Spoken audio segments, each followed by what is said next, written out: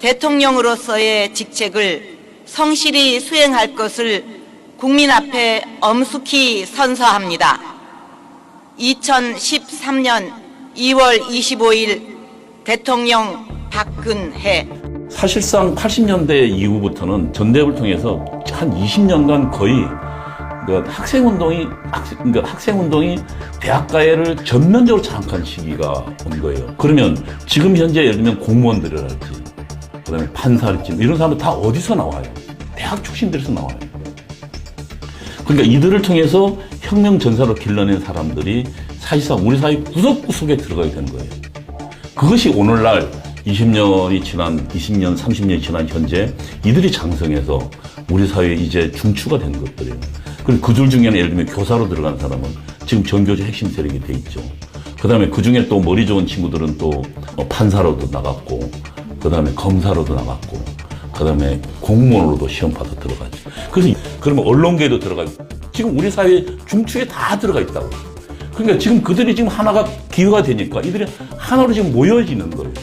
물론 그 중에는 핵심들, 기획자들이 있죠. 남한의 좌익 세력들은 비자익 정권이 들어서게 되면 그날서부터 퇴진운동을 전개합니다. 그러니까 이명박 정권이 들어서서도 이명박 정권이 들어선 직후서부터 이명박 정권 퇴진운동을 전개했습니다.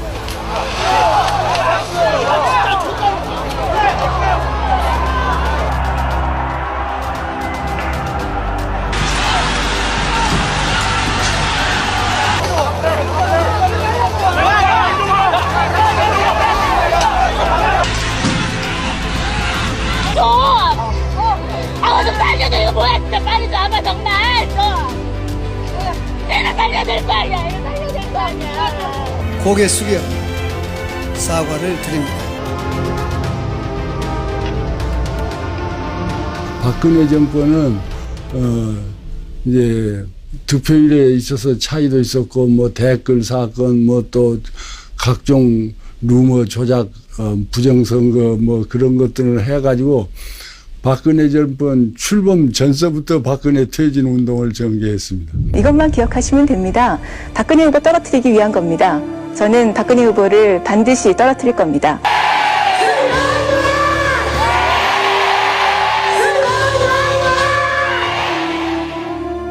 대통령 박근혜 탄핵 소추안은 타결되었음을 선포합니다. 통일 대박이라는 희망찬 기대감으로 출발한 대한민국 대통령. 정교조 법의 노조화를 시작으로 통합진보당 해산, 북한 인권법을 통과시키며 대북 정책을 강화하고 공무원 연금법, 김영란법을 통해 대한민국의 부패를 청산하려는 대통령의 의지는 그러나 보이지 않는 수많은 적들을 만들어냈다. 통진당 해산 후에도 계속되는 대한민국 전복 세력과 자신들의 기득권을 지키려는 언론과 노조, 나라가 어떻게 되든 말든 권력만 잡으면 되는 정치 권력들은 노골적으로 불만을 가지기 시작했다. 그런 부역자들과 배신자들의 콜라보레이션, 그것의 결과는 이에 재판관 전원의 일치된 의견으로 주문을 선고합니다. 주문, 피청구인 대통령 박근혜를 파면한다. 헌정사상 최초로 대통령이 탄핵 인용도 아닌 파면이 됐다. 이건 영모다. 합법을 가장한 이 반란의 주역들은 과연 누구인가? 2번 627기 70번 80.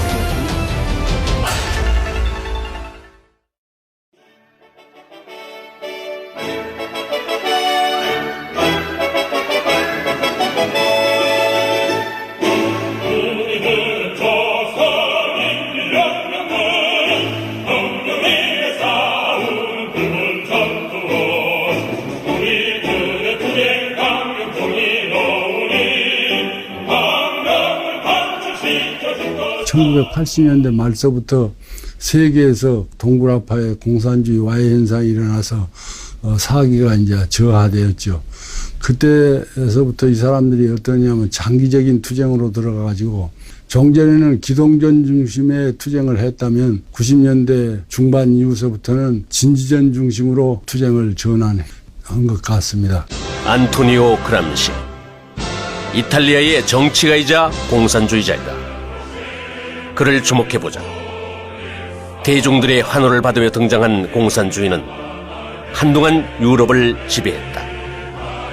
그러나 이어지는 관항과 배고픔으로 인해 결국 실패했고 80년대 들어 동독과 구소련의 해체를 마지막으로 막을 내리는 듯이 보였다. 그렇게 사라질 듯 보였던 공산주의자들에게 새로운 길을 제시한 것이 바로 그람시의 진지전이었다.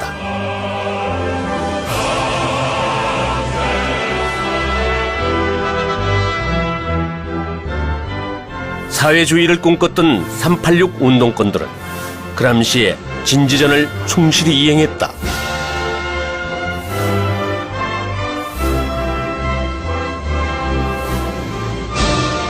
2005, 6년서부터서는 우리 사회 거의 모든 분야에서 헤게모니에 준하는 아주 강한 영향력을 행사하게 되었다, 이렇게 설명할 수 있습니다.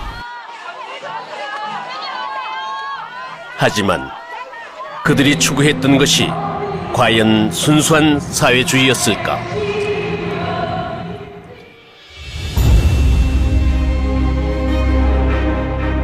잘 아시듯이 개성공단을 통해 작년에만 1,320억 원이 들어가는 등 지금까지 총 6,160억 원의 현금이 달러로 지급되었습니다. 결과적으로 우리가 북한 정권의 핵과 미사일 개발을 사실상 지원하게 되는 이런 상황을 그대로 지속되게 할 수는 없습니다. 한국과 미국은 한반도 유사시 양국군을 주의 통제하는 전시작전 통제권의 전환을 재연기하면서 사실상 무기연기하기로 결정했습니다. 피청구인 통합진보당을 해산한다. 2. 피청구인 소속 국회의원들은 그 의원직을 상실한다. 정당 활동정지 가처분 신청 사건은 호난 사건에 관한 종국 결정을 선고하였으므로 가처분 사유가 없어 관여재판관 전원의 일치된 의견으로 이를 기각하기로 합니다. 가운데서 보복 응징 개념인 KMPR의 일환입니다. 대통령은 임기 초반부터 강력한 대북 제재 프레임을 가동했다. 박근혜 정부 3년 반은 고통과 질곡이었습니다. 국민들은 약속을 지킬 것이라 철석같이 믿었습니다. 그러나 돌아온 것은 무엇입니까? 선민경제 파탄과 국민 분열의 연속입니다. 야당의 공세와 함께 때맞춰 그들이 조직적으로 움직이기 시작했다. 조수 31조 공문 드리겠습니다.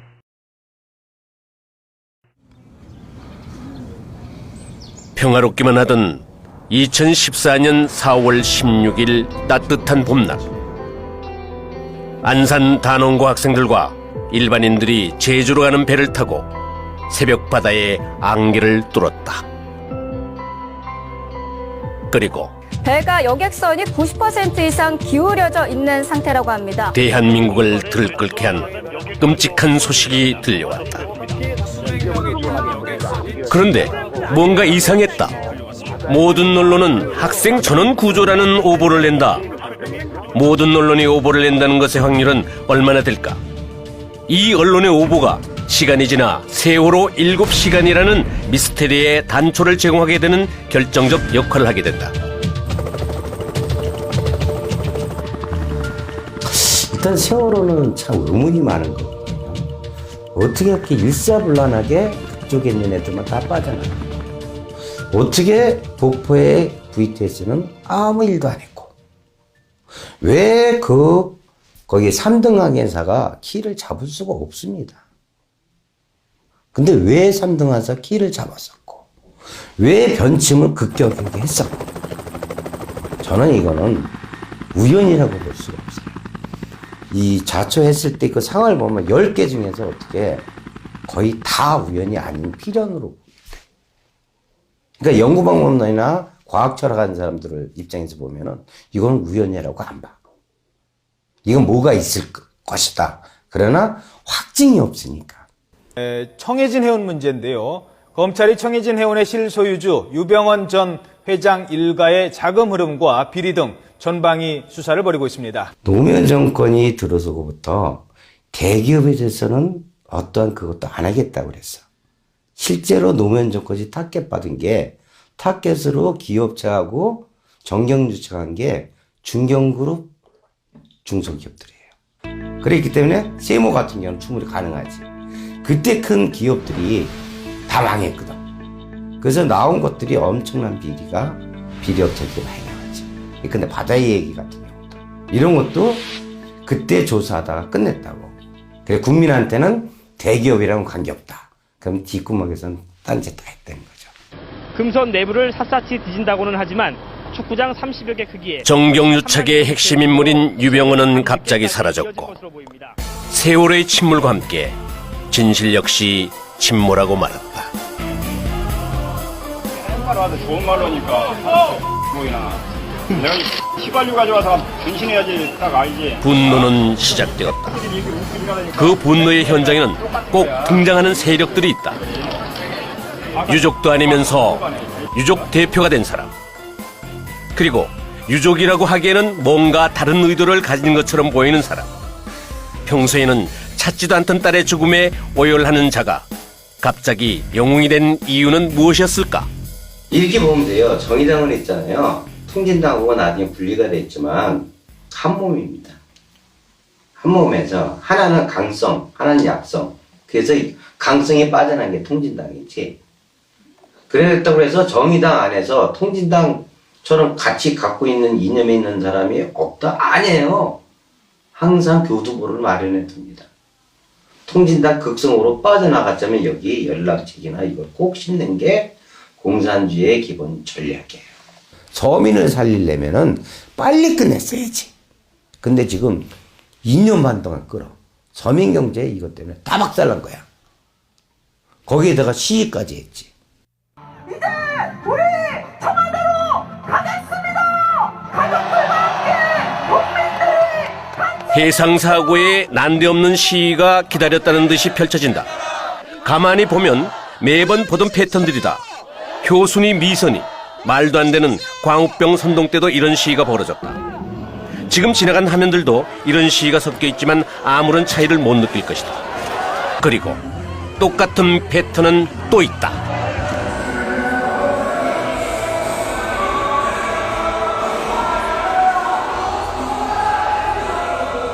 꽃보다 아름다운 연예인들의 대중선동이 시작되는 것이다.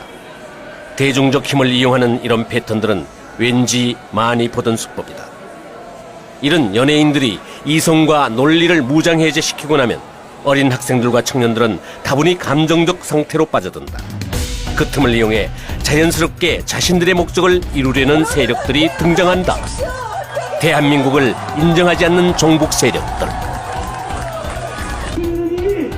국민이 맡은 무한 책임자에 대한 그 권력을 그분을 알 수 없는 저작권이 아재자에게 던져주고 말았습니다. 국민이 주인되는 또 다른 세력들, 자신들의 정치적 이득을 위해 어린아이들의 죽음마저 이용하는 권력들. 박근혜 대통령이 물러나지 않으면 우리 대한민국은 수습되지 않습니다. 감사의 인사를 드립니다.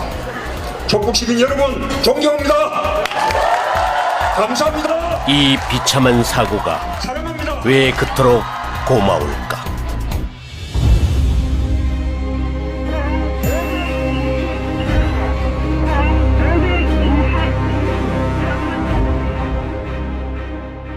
광활한 땅 아시아. 그 다채로운 문화들이 광주에 모입니다. 국립아시아문화전당이 아시아의 문화를 품고 세계로 나아갑니다.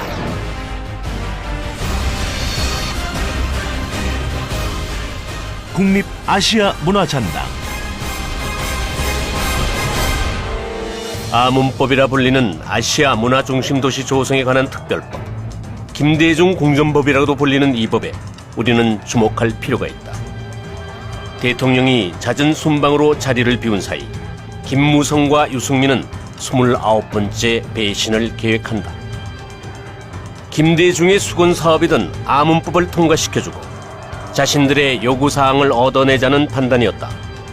하지만 유승민은 야당에 아무것도 얻어내지 못했고 이용만 당한 꼴이 되어 배신의 정치라는 말이 대통령에게서 나오는 계기가 되었다. 5조 3천억짜리 김대중 문화궁전 설립 사업이다 라고 생각하시면 될 것 같습니다. 그래서 총 사업비가 5조 3천억, 건설 비용만 7천억입니다. 그리고 매년 800억 원 이상의 이 운영비가 5년 동안 이제 지원되는 이제 사업인데요. 어찌 보면 김대중 우상화 사업이라고 좀 볼 수가 있습니다. 특히 이 김대중 우상화 사업에 대한민국의 이 국민 혈세가 너무나 많이 낭비가 되고 있는데, 몇 가지 이제 사례를 좀 말씀을 드리면, 신안군에 보면 이제 김대중 생가 개선 사업이 있고요. 김대중 컨벤션 센터, 노벨 평화상 기념관, 연세대 김대중 도서관, 경기 북부도청의 김대중 홀, 강원 양구의 평화댐 김대중 동상, 사이버 김대중 도서관, 김대중 평화재단, 김대중 다리, 동교동 김대중 도서관 등등, 이제라도 좀 김대중 우상화를 위해서 낭비되는 엄청난 이 국민 혈세를 할까요? 이제 그런 것들에 대해서 조사를 해서 이제 국민들이 좀 제대로 바로 알 수 있도록 좀 알려야 된다고 생각이 됩니다. 건국 대통령은 세 줄을 걸어내리면서 그들의 우상화 작업물은 어디서 많이 본 듯한 장면이다. 싱크로율 100%. 여기 아시아 문화 전당에 주목되는 곳이 하나 있다. 5.18의 성지로 알려진 전남 도청자리에 위치한 민주평화교류원. 이런 것이 왜 아시아 문화 전당에 있어야 되는지 설명할 수 있는 사람은 과연 몇이나 될까? 확실한 것은 5조 원의 국민 혈세가 들어가는 이곳에서 국민들이 보았던 것은 아시아 문화가 아니라 대통령 탄핵을 위해던 횃불뿐이었다. 김대중 영화, 우상화에 앞장섰던 이 김무성이나 유성민 의원 같은 경우는 이 국가와 국민 앞에, 특히 국민과의 역사 앞에 반드시 좀 심판을 받아야 되지 않나라는 생각이 듭니다. 선거 수단으로 삼아서 당선된 후에 신뢰를 어기는 배신의 정치는 결국 패권주의와 줄세우기 정치를 양산하는 것으로 반드시 선거에서 국민들께서 심판을 해 주셔야 할 것입니다. 그들의 배신은 끝나지 않았다. 대선 공약을 헌신짝처럼 내버린 박근혜에게 두 번 다시 속지 말고 단결로 승리하여 웃자. 새누리당 김무성 새정치민주연합 문재인 대표가 국민공천제, 오픈 프라이머리 도입에 사실상 합의했습니다. 정당 민주주의 핵심은 국민과 당원들께 공천권을 국민공천제. 그것은 자신들의 기득권을 지키려는 대국민 사기극이었다. 여야 모두가 비판했지만 김무성은 강행했다.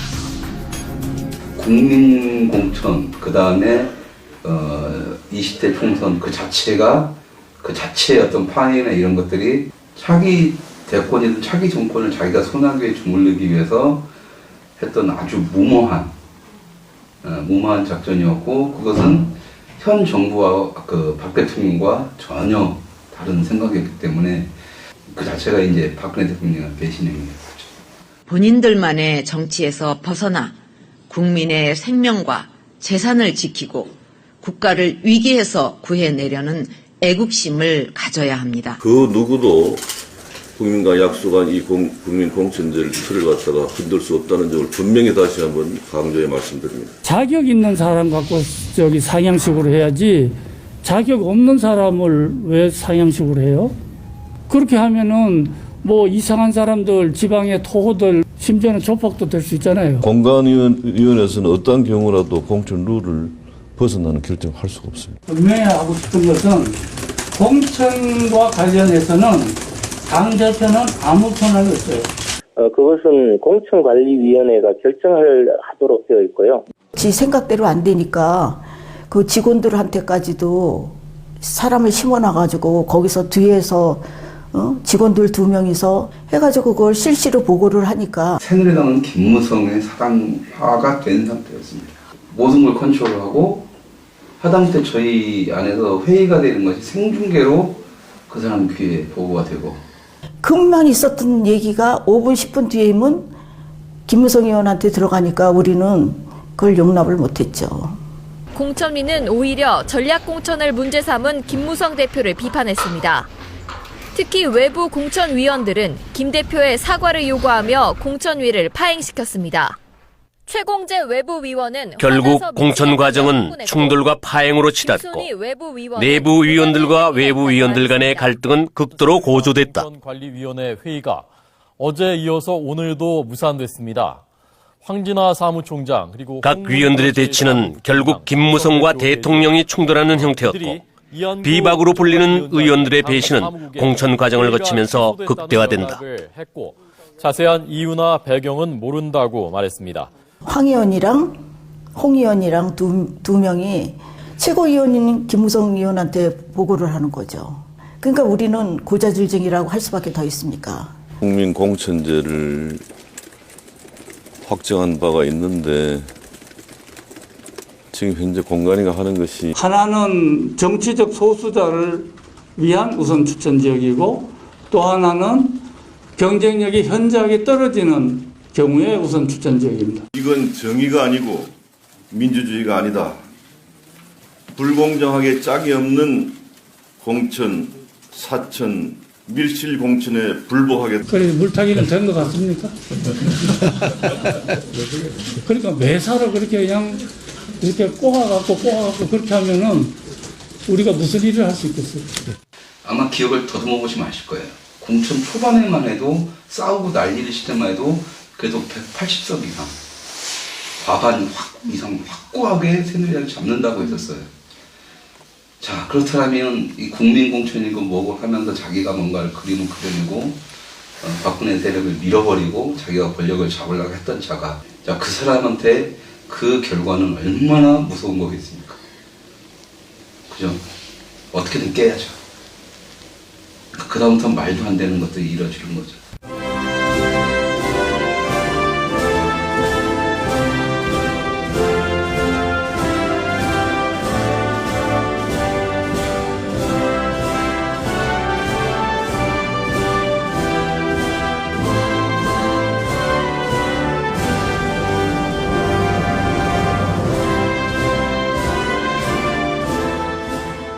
내가 새끼라는 소리도 했습니다. 최고위원한테.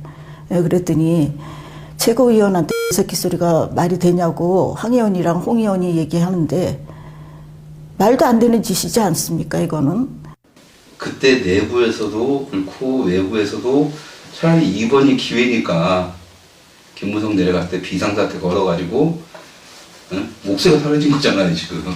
지금 당장 공천을 내야 되는데 비상사태 선포하고 옥새 분실시고 내고 여러 가지 안건들이 얘기가 나오고 있었는데 원유철이 그냥 땀 따라 내려간 거죠. 회 같이 먹고 올라오고 끝나버린 거 내려가는 순간. 그냥 그게 친박과 비박의 어떤 이제 그 합의를 본다 이런 모양새가 되어버리니까. 짚어졌습니다만 20대 총선 결과가 여소야대를 넘어서 원내 제1당의 교체라는 결과를 낳았습니다. 누구도 예상하지 못했던 충격적인 결과였지만 배신자들은 충분히 예상했던 결과였다. 여당의 참패. 하지만 그 참패를 즐기는 자가 있었다. 공천 과정에서 가장 주목받은 인물은 탈당한 유승민 의원과 이른바 옥새 투쟁을 벌인 김무성 대표입니다. 당시 공천관리위원 심사를 할 때도 보면은 그 내부 외부 다 합쳐서 박근혜 대통령을 지지하는 사람들이 더 많은 것처럼 보여요. 하지만 이미 외부 공관위원회에서도 한 명은 김무성이 섭외가 끝난 사람이고 친박이라 불려있는 내부 위원들 중에서도 끈앞풀이 한 명 있었던 거지, 배신자가. 한 번 배신한 사람은 또 배신을 해요. 2번, 3번 합니다. 그래서 그 배신자들은 절대 받아들여서는 안 돼요. 유승민, 하태경, 김무성 이런 사람들은 떠나야 돼요. 배신의 절정, 배신의 꽃, 새누리당의 김무성의 신의 한 수가 공천 파괴입니다. 이제 그들은 30번째 마지막 배신을 준비한다.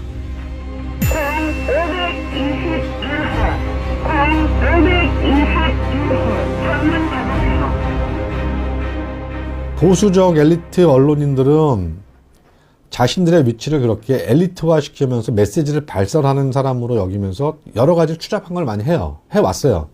뭐 어떤 그 정치권에 거기서 뭘 자리를 얻으려고 한다든지 아니면 무슨 스폰서를 준다든지 또는 이런 식으로 부당하게 어떤 이권에 개입한다든지. 조선일보 송혜영 전 주필이 대우조선 해양 측으로부터 향을 받은 정황이 드러남에 따라 검찰이 대가성 여부를 살펴보고 있습니다. 뉴스 커뮤니케이션스 박수환 대표와 초호화 외유료를 다녀왔다는 의혹을 받아온 송혜영 전 조선일보 주필 겸 편집인의 사표가 오늘 수리됐습니다. 반면에 언론 노조 쪽에서 있는 그 이념 편향적인 그 언론인들은 상당히 깨끗합니다. 오히려 상당히 깨끗한데 반면에 그만큼 더 골수 좌파인 거죠. 그러니까 이게 참 문제입니다. 한국 언론들. 2014년도였나요? 그때는 KBS에서 그 광복 70년 그걸 할 때에 북한의 그 남침, 6.25 남침이라는 말 쓰지 않았죠. 그 미군 학살 이런 부분에 대해서는 유난히 강조를 하면서 인민군에 의한 대한민국 국민 학살은 얘기하지 않는 이런 식의 다큐멘터리를 만들었단 말이에요. 그래서 그걸 가지고 많은 시민들이 항의를 했더니 그 담당 PD 미제의 떨거지들이 그런 소리를 한다고 당당하게 PD가 얘기를 한 거예요. 반론을.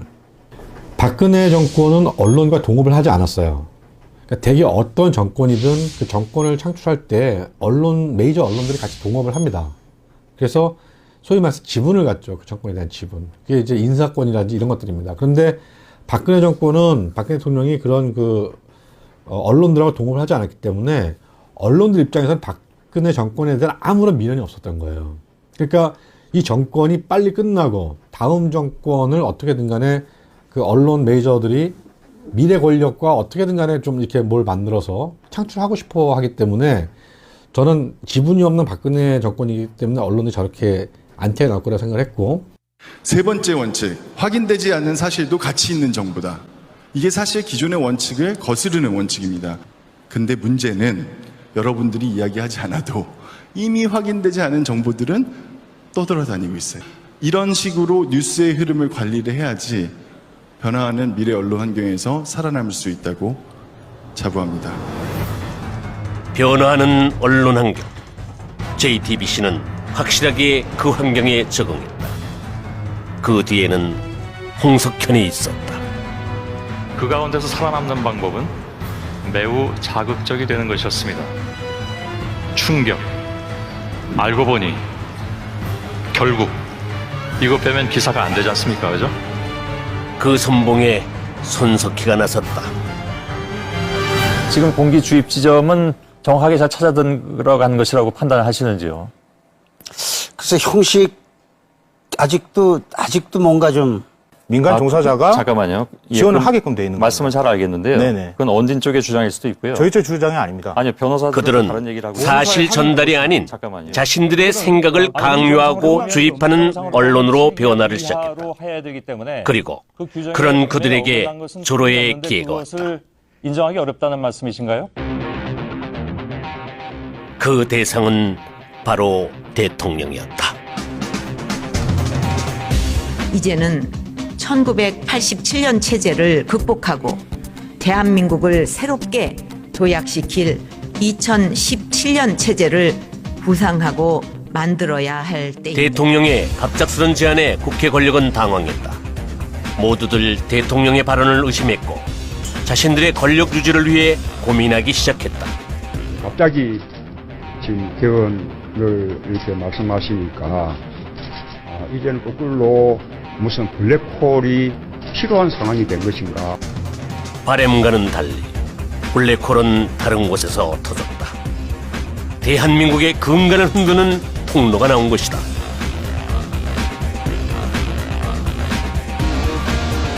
오늘 지금 교육을 안 하기로 했죠. 기억이 좋은 분들에게 들으세요. 사실관계는 당시를 잘 기억하는 분들에게 물으세요. 그 후에도 대한민국 유력 대선 후보의 발언 논란은 계속됐다. 뭔가 더 큰, 전혀 다른 블랙홀이 간절히 필요했다. 그것은 전혀 예상치 못한 곳에서 터졌다. 지금부터는 이른바 청와대 비선 실세로 지목된 최순실 씨 관련 소식을 집중 보도하겠습니다. 최순실 씨의 컴퓨터 파일을 입수해서 분석을 했습니다. 비선 실세가 국정을 쥐락펴락해왔다는 사실들이 고스란히 담겨 있었던 그 증거물. 그 꼼짝 못할 증거물로 인해서 의혹의 퍼즐은 하나 둘 완성됐고 수사는 시작됐습니다. 바로 전날까지만 해도 위험을 견지해온 위정자들의 감추어진 민낯을 보았고 시민들은 벗겨진 진실들과 마주해야 했습니다. JTBC가 태블릿 PC를 10월 24일 날 첫 보도 시작했고 쭉 이어갔는데 정확히 말씀드리면은 JTBC의 화면 조작을 잡은 겁니다. 태블릿 PC를 제가 못 봤잖아요. 저게 어떻게 조작되느냐를 제가 완전히 검증할 수는 없는 거고 안 본 상태에서 화면에 나온 화면 조작은 충분히 가능하죠. 예를 들면 뭐 카카오톡 켜보고 텔레그램 켜보고 거기 나라는 게 오른쪽에 있냐 딱 보면 알지 않습니까? 카카오톡이나 그 SNS만 보면은. 근데 지금 저 JTBC나 검찰은 카카오톡을 사용했다고 해놓고서 그거도 안 보여주고 있지 않습니까? 그거 한 번이면 끝나는데. 그러니까 이제 이 조작이 계속 걸리니까 JTBC 것이 갑자기 특검이 아마 1월 11일인가 이게 들고 나왔어요. 또 하나의 PC를. 당연히 그거를 누구 거라고 제시하려면은 개통자가 누구다. 언제 누가 개통했다를 해야 되는데 그 얘기를 안 해요. 그 얘기를. 그 개통자가 누구로 되어 있습니까? 네, 개통자는 제가 보기에는 아까 말씀드린 대로 다른 것보다는 제가 말씀드린 대로 그 이메일 계정과 그 연락처 등록이 최소 특검이 왜 이렇게 당황하는 것일까? 그 개통자라든지 구체적인 돈을 이 태블릿 PC 사용 구입이라든지 이런 부분에 대해서는 저희들이 현 단계에서 그 부분에 대해서는 아직 확인을 하지 못했습니다. 마지막 승부수를 던졌어야 했던 상황이지 김정은 정권이. 근데 이제 딱 보니까 야 이거 어리버리들 저거 홍석현이 저 김무성이 이명박이 움직이네. 딱 한번 해볼까? 그래서 한번 승부수를 충분히 걸어볼 수 있었다고 봐요. 저건 대남 공장 라인들과 이 통진당 단종 세력들이 같이 움직이지 않았을까 그래요. 고영태, 차은택 증인 두 분 다 하태경은 청문회에서 큰 실수를 한다. 그것이 정말 실수였을까? JTBC를 불러서 태블릿 PC 입수 경위에 대해서 정확히 확인을 해야 된다. 그래서 긴급동의는 일단 손석희 사장이 그 상황을 가장 잘 아는 사람이기 때문에 손석희 사장을 불러서 증인으로 불러서 태블릿 PC 입수 경위에 대해서 정확히 확인해야 된다고 생각을 합니다. 그래서 제가 하태경 의원한테 내가 굉장히 많은 이제 메시지를 넣었죠. 당신이 분명히 입수 경위가 태블릿 PC 그게 확실하지 않으면은 탄핵할 수 없다 그랬다 분명히. 근데 이게 입수 경위가 완전 거짓말 되어놨다. 다시 그때는 국회 청문회 하고 있던 중이에요. 이제 손 사장 다시 불러라. 와, 쌩까는 거야. 그러니까 난 그때 야 이게 그 하태경 의원이 탄핵 이틀 전에 이렇게 쇼를 해가지고 JTBC가 그 쇼를 받아가지고 거짓 해명을 내보내고. 왜냐하면 그때 이제 태블릿 PC 조작론이 막 나오고 있었거든요. 그게 손석희 사장이 확 거짓말 보도해가지고 그걸 잠재워버렸다고. 그 거짓을 밝히는데 또 일주일 더 걸렸단 말입니다. 하태경 의원이 거의 JTBC의 그 끈앞을 노릇하는 것 같아요. 어쩌면 태블릿 PC 따위는 필요 없었는지도 모릅니다. 대통령 탄핵안이 국회에서 가결되던 그날 저는 앵커 브리핑에서 이렇게 말했습니다. 시민들은 태블릿 따위는 없었어도 이미 직감하고 있었습니다.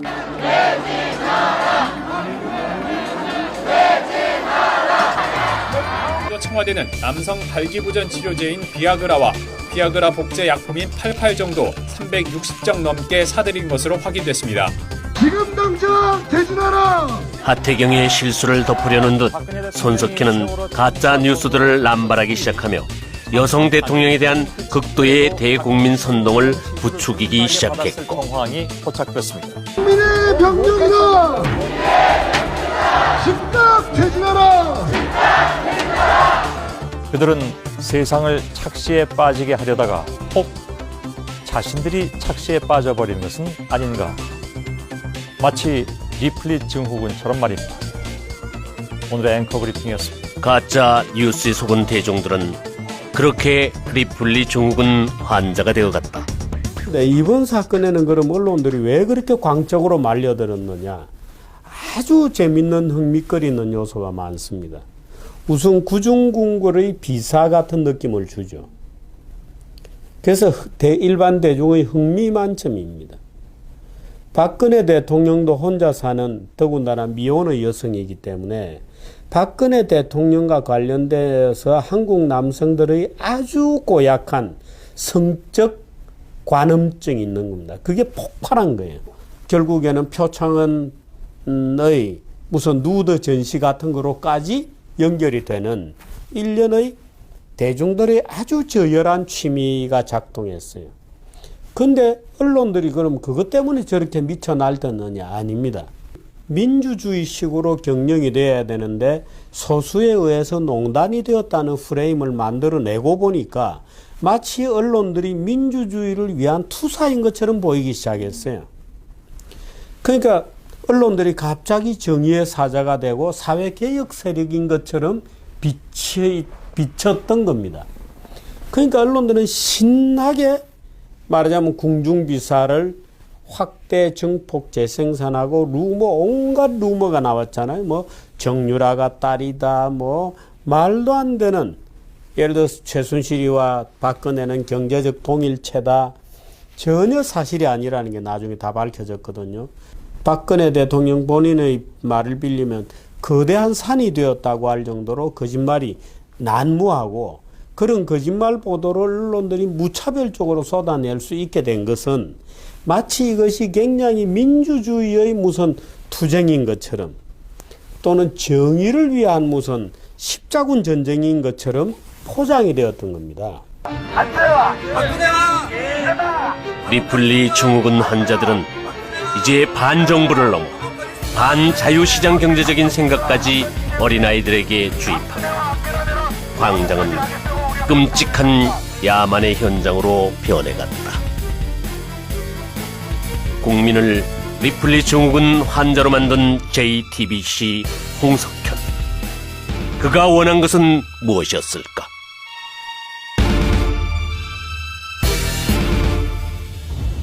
페이지 7번, 622페이지 70번. 북한이 2주 만에 또 난파 공작원 지령용으로 보이는 난수 방송을 내보냈습니다. 난수 방송이란 난해한 숫자를 보내서 공작원이나 고정 간첩에게 명령을 내리는 북한의 비밀 지령 방송을 말한다. 5, 60년대 대남 공작 요원들에게 많이 사용되다가 6.15 공동선언 이후 사라졌다. 그런데 박근혜 정부 들어 다시 3차례에 걸쳐 방송이 됐다. 이건 북한의 대남 공작 활동이 다시 전개됐다는 것을 의미한다. 북한은 무엇을 지령하고 있는 것일까? 아무리 들어도 알 수 없지만 우리는 그 후에 벌어진 이해할 수 없는 일들로 그 난수 방송의 목적을 유추해 볼 수 있을 것이다. 웬걸. 옛날에 뭐 김일성 10년사 듣고 눈물 흘리는 분들, 뭐 지금도 뭐 그 김일성, 김정일 초상화 앞에서 닉네임하고 회의를 한다는 뭐 이런 얘들 듣거든요. 그리고 실제로 그런 게 존재합니다. 저도 이제 한번 만난 적이 있었는데 이 사람들은 진보 성향의 인물도 그 존재를 인정했고 진짜다라고 생각을 하거든요. 근데 자기들은 이제 여기서 그걸 하고 있다라는 것이고요.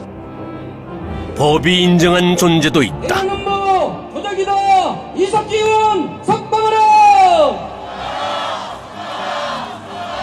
1만 명 아니 3만 명만 감옥이랑 준비하면은 박근혜 없애버린다. 그랬잖아. 정치적 중립이라는 것은 어느 한쪽의 편도 들지 않는 것이 아니고 국민의 뜻을 받들지 않는 불의한 정치 권력을 언제든 국민의 손으로 끌어내릴 수 있고 심판할 수 있다 하는 것이 그것이 정치적 중립의 원래 뜻입니다. 주권자의 뜻을 받들어서 즉각 퇴진시키는 것이 그것이 헌법 정신입니다. 이명박 박근혜 정부는 지난 8년 동안 방치만 하고 있다가 이제 글로벌 바다에서 밀려오는 심각한 비상 물론 헷갈리는 존재들도 있다. 대한민국 사드 갈등은 전적으로 정부 책임입니다. 이 모든 것들의 공격을 받던 대통령은 고민 끝에 최후의 카드를 꺼낸다. 국회의 총리 추천. 하지만 야당은 그것마저 거부한다. 박근혜 대통령은 국민을 배신했습니다. 야당만이 아니었다. 헌법을 위반한 대통령은 탄핵을 받아야 됩니다. 이제 봉건적인 가짜 보수는 대통령과 함께 역사의 뒤안길로 퇴장해야 합니다. 가짜 보수 새누리당은 그 수명이 다했습니다. 가짜 보수를 내걸고 김무성의 마지막 배신이 펼쳐졌고 그를 따르는 배신자들의 담합이 이루어졌다. 저는 여러분들하고 저런 보수 국민들께서 저런 보수면 희망이 있겠다 이렇게 믿어주시는 그런 보수를 하기 위해서 오늘 이 자리에서 여러분들과 함께 바른정당 시작합니다, 여러분. 새로운 바른정당, 새로운 뭔가를 우파를 만드는 것이 진짜 보수라고 하는데, 그러니까 김무성의 존재는 삼김시대의 끝물이라고 보시면 돼요. 그러니까 그 삼김시대, 이제 청산돼야 될 구 정치의 마지막 발악을 자기들은 바른정당이라고 좀 놓고 있는 거죠. 그걸 하기 위해서 혼자 사는 여성 대통령을 그런 식으로 여성 모독까지 하면서 그렇게 했다라는 것은 말 그대로 그 등치밖에 아닙니다. 그 등치.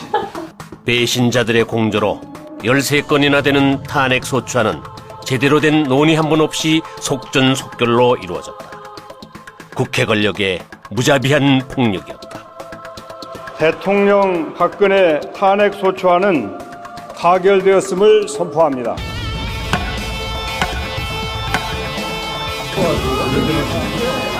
즐거워하는 건 이들만이 아니었다.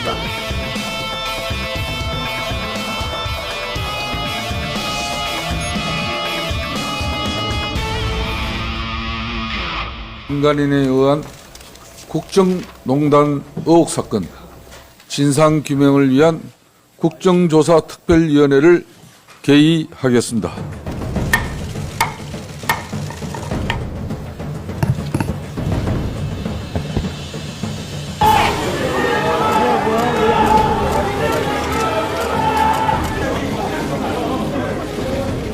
대통령 탄핵을 위한 첫 번째 재물은 기업들이었다. 반자본주의를 원하는 이들에게 그들은 완벽한 먹거리였다.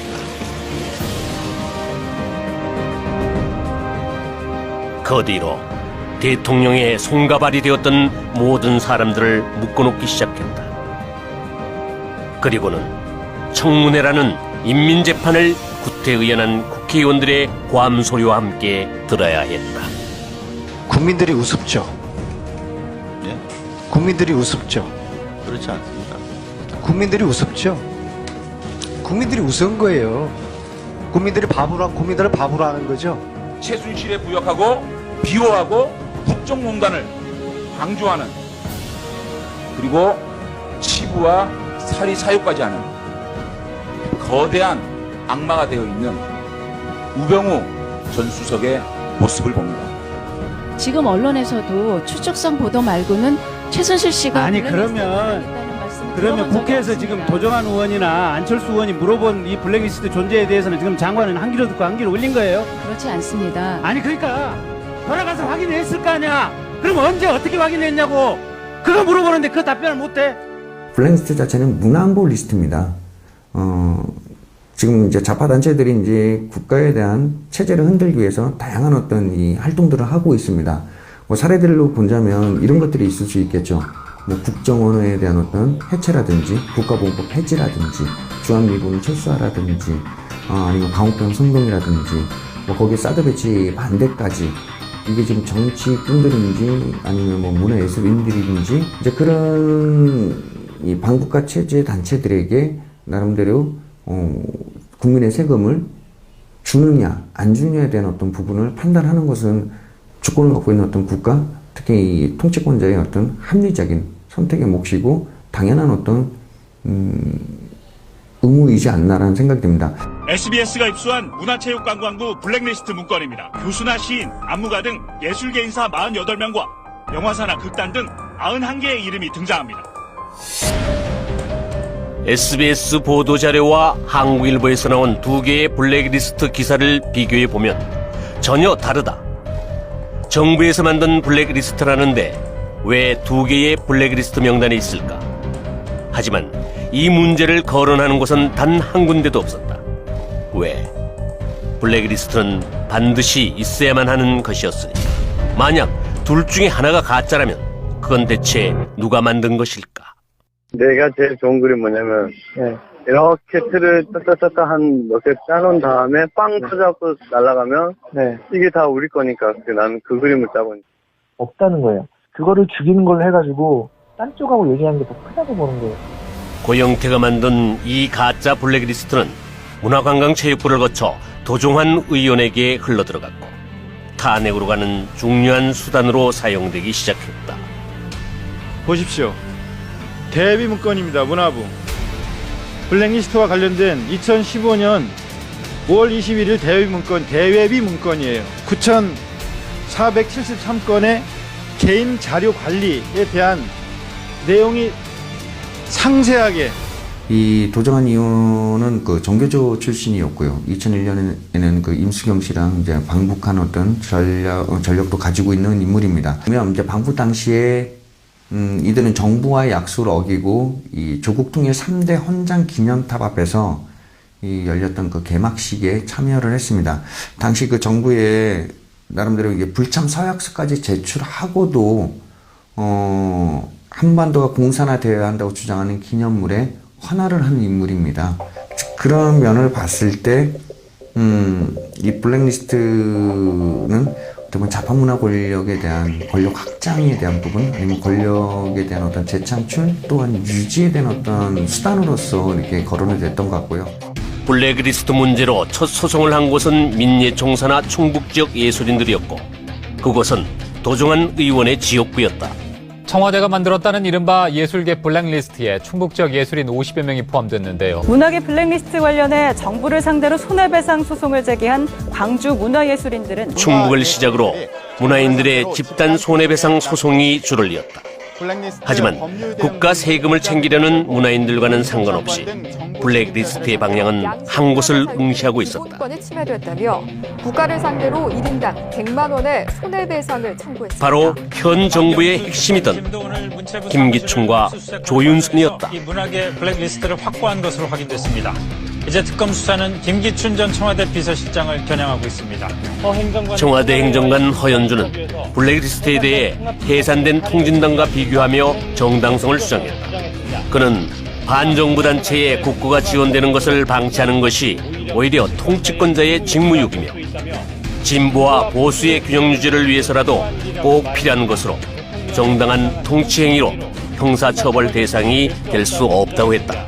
그 부분을 잘 지켰다고, 그 부분을 아주 잘 준수했다고 전 비서실장과 이 문화부 장관을 구속을 했다.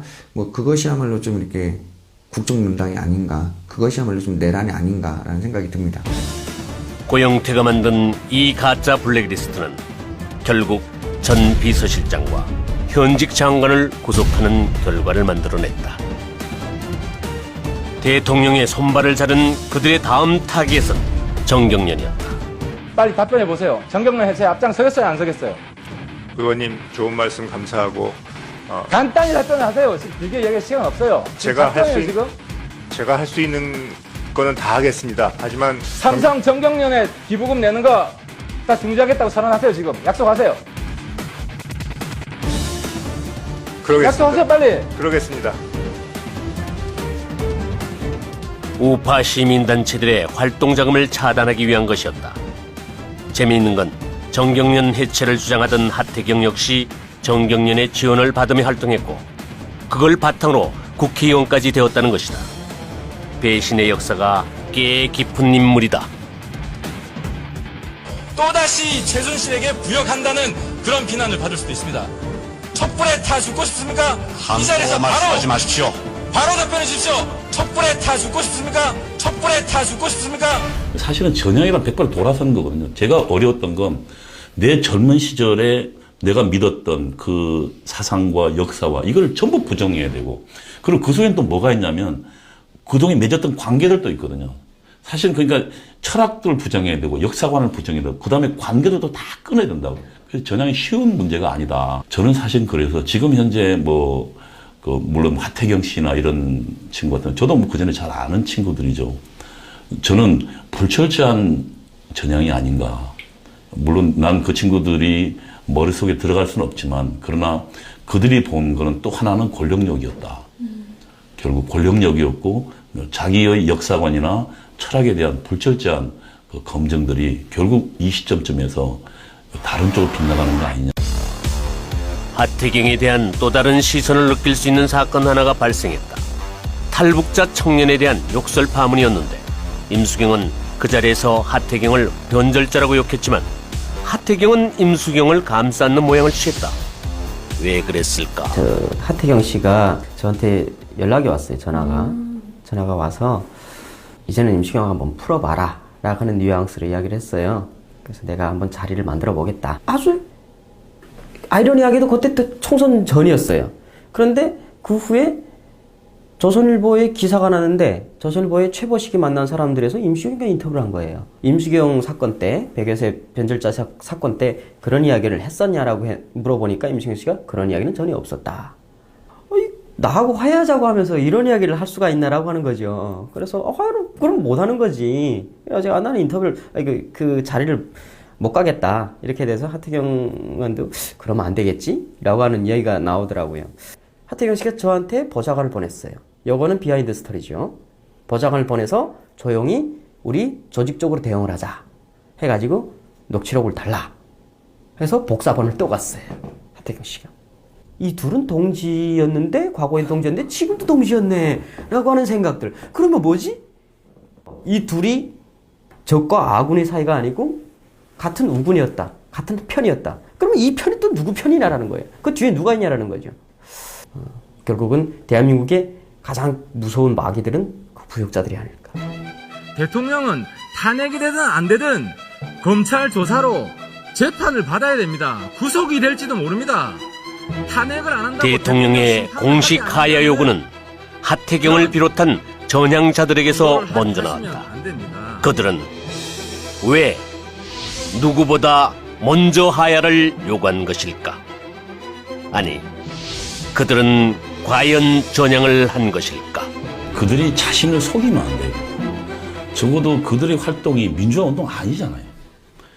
자유민주주의를 위한 운동을 한 게 아니잖아요. 그러니까 다른 인민민주주의를 위한 운동을 한 거라고. 그러면 자기 그 활동이 지금 자유대한민국 저주한 활동이 있다고. 거기에 하나도 보탠 게 없잖아요. 난 그 반성부터 시작해야 되는데 자신은 민주주의와 운동에 뭔가 기여하냐고 착각을 한, 그건 자기를 속이는 거 거짓말이라고 생각합니다. 7번, 622페이지 70번, 80페이지 74번.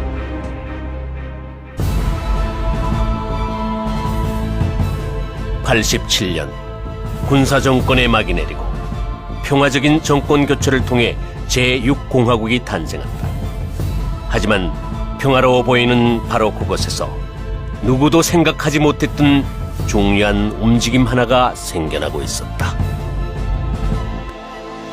6.29 선언 후에도 전 정권의 사법부가 유임되어 2차 사법파동이 이어지면서 좌파 성향의 판사들이 모임을 만들었다. 바로 우리법 연구회. 이들은 노무현 정권 들어 정계에 진출한다. 박범계와 강금실이 대표적 인물로 좌파 법조인들의 산실이었다. 우리법 연구회라는 게 있잖아요. 그 법원 안에서도 그게 만들어지기 시작한 거예요. 그러니까 그들이 지금 장성해서 오늘날 우리 사회의 주도기가 된 것을. 대학가에서 자기가 물론 그 중에는 그 운동을 안 했지만 그 주사파의 물결 속에 있었어요. 그럼 그들이 보기에는 머릿속엔 무엇이 있겠습니까? 그들이 대학 시절에 생각했던 거는 미국에 반대하고, 그리고 지금 대한민국 뭔가 잘못되어진 나라다. 라고 생각하고 이들이 지금 현재 그러면 언론계에도 들어가고 지금 우리 사회 중추에 다 들어가 있다고요. 여야가 오늘 최순실 국정개입 사건에 대한 특검 법안에 합의했습니다. 야당이 합의해서 특별검사를 추천하면 대통령이 임명하기로 했습니다. 야당만 추천 권한을 행사하면 어떻게 됩니까? 예? 정치적 중립성이 정말 있다고 볼 수 있습니까? 이게 무슨 사적인 복수하고 뭐가 다릅니까?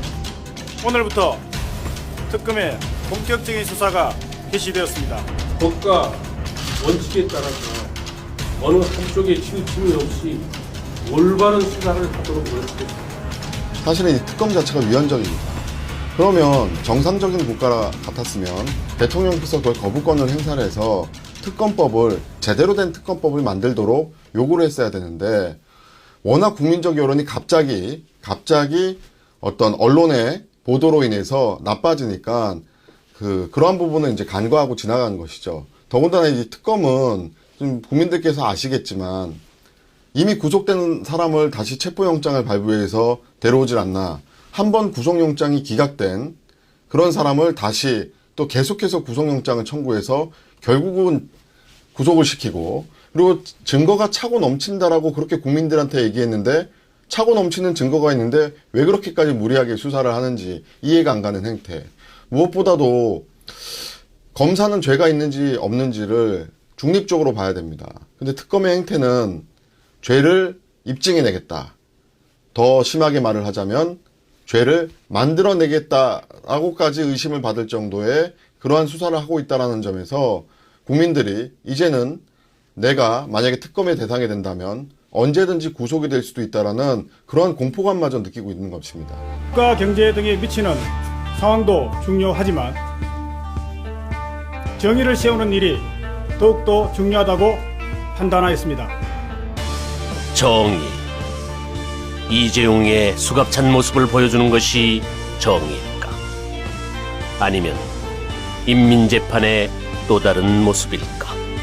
이유 여하는 불문하고 국민이 잘못 알고 있는 것도 그냥 넘어가고 박근혜가 싫다라는 그 이유만으로 헌법도 필요 없고 법률도 필요 없고 정치를 하시는 분들은 오히려 그런 민중 선동을 하는 그런 발언이라든지 무조건 대중이 원하면 좋다라고 한다는 것은 지도자로서의 어떤 그것은 아니라고 봅니다. 이 사건 심판 첫날 제가 말씀드린 바와 같이 이 사건은 우리나라 사법뿐만 아니라 문명화된 세계 사법 역사상 아주 특이한 사례입니다.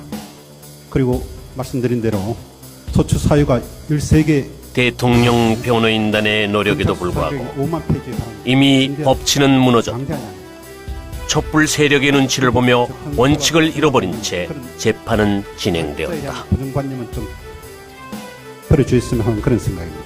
그런 취지에서 날짜에 대해서는 저희가 재판부에서 공식적인 입장으로 날짜를 언급한 바는 없습니다. 헌법재판소 구성에 더 이상 이 큰 문제가 발생하기 전에 늦어도 3월 13일까지는 이 사건의 최종 결정이 선고되어야 할 것입니다. 그래서 지난번에 말씀드린 것처럼 쌍방 대리인들께서는 2월 23일까지 종합준비서면을 제출해 주시고요. 모든 건 이미 정해져 있었고 최종 변론을 하실 수 법원 장식에 불과했을 뿐이다. 부탁드립니다.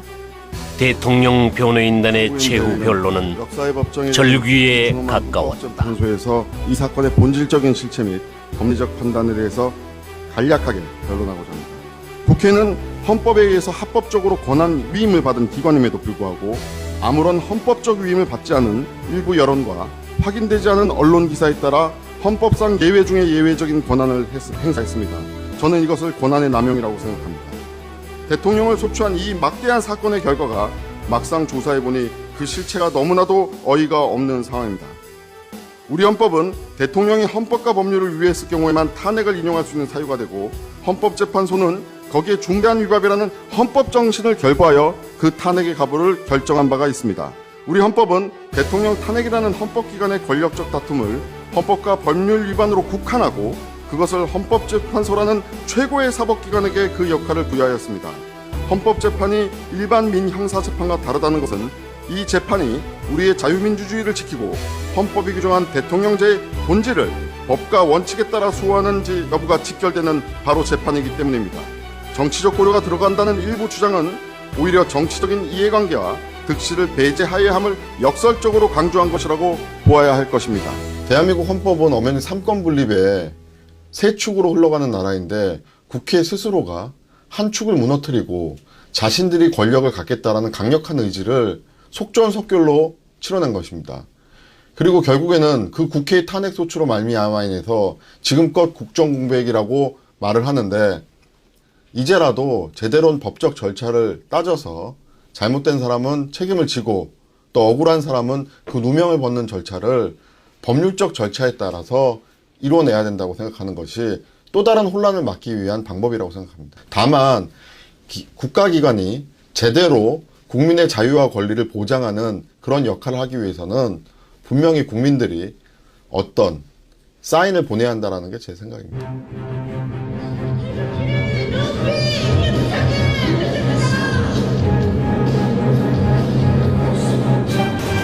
대한민국을 흔드는 부역자들, 그리고 그들과 손잡고 권력만을 쫓는 배신자들, 법치와 원칙이 무너지고 광장의 인민재판이 횡행하는 것을 참다 못한 시민들이 태극기를 들고 거리로 나왔다. 70년 전 일제에서 해방된 국민들이 외세의 신탁 통치에 반대해 반탁운동을 벌인 이후 대한민국이 국민의 손에 의해 탄생되었었다. 그 일 이후 처음으로 태극기가 광장을 덮은 역사적인 일이었다.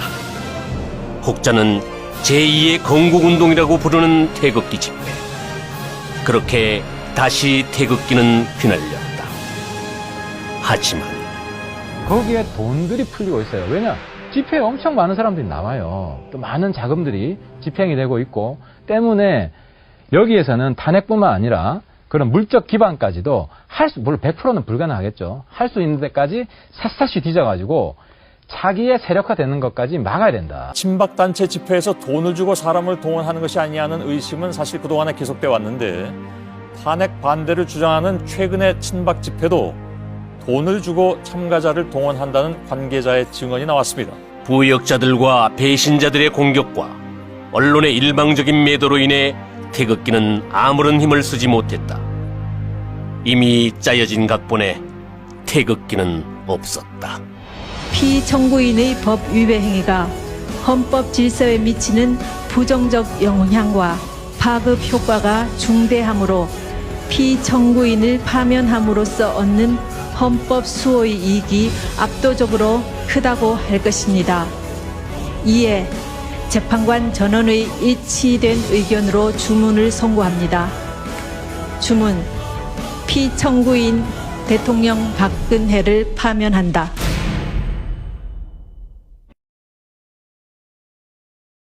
헌법재판소 8명의 재판관들은 만장일치로 박근혜 전 대통령 파면을 결정했습니다. 재판관들이 전원일치 8인 재판관 전원일치로 탄핵 인용이 아닌 파면이라는 정치적 결정으로 박근혜 정권의 운명은 끝을 맺었다. 질서에 미치는 부정적 영향이 크다고 판단했습니다. 예우를 뒤에서 바로 나가는군요. 지하 주차장에서 바로 있는 모습인데 예전에 전직 대통령들 그리고 역대 세 번째로 구치소로 간 대통령이라는 불명예가 더 씌워졌다. 경찰 경력들이 지금 다 경찰 경력들이 다 진로를 만들어 놨기 때문에 아마 조금 미리 혹시나 가능성을 보고 미리 가 있은 게 아니고 경찰 병력들도 보이고요. 또 많은 지지자들이 모여 있는 것 같은데. 지금 박근혜 대통령 후송 차량입니다. 광장의 촛불은 햇불로 변해 승리의 환호성을 울렸다. 광장의 인민재판, 집단과 전체주의의 승리였고 부역자와 배신자들 앞에 정치와 언론, 법치가 무릎을 꿇었다. 그렇게 자유 대한민국이 무너져 내렸다. 그들의 손에 의해 대한민국을 만들었던 태극기는 불타고 그람시는 자랑스러운 반대한민국의 부역자들 앞에 박수를 보낼 것이다.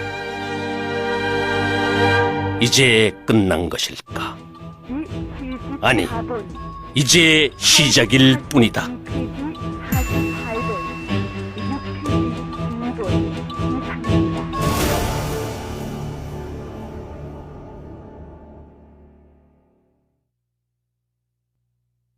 임자, 나야.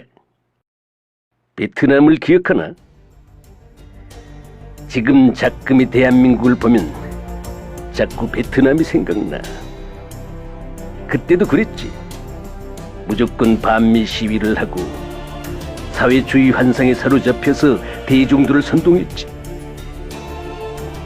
베트콩이 승리하고 놈들이 제일 처음 한 게 그런 부역자들을 처형하는 것이었어. 한 번 배신한 놈은 다시 배신할 거라고 하면서 말이야. 지금 대한민국의 배신자들도 그렇게 되겠지. 그러나 아직 대한민국은 희망이 있어. 어떻게든 싸워서 자유를 지켜야지. 그런데 말이야, 임자. 이제 대한민국은 임자들 스스로 지켜나가야 돼. 알지? 나는 이제 없어. 우리 아이들의 미래를 위해서라도 잘 부탁해.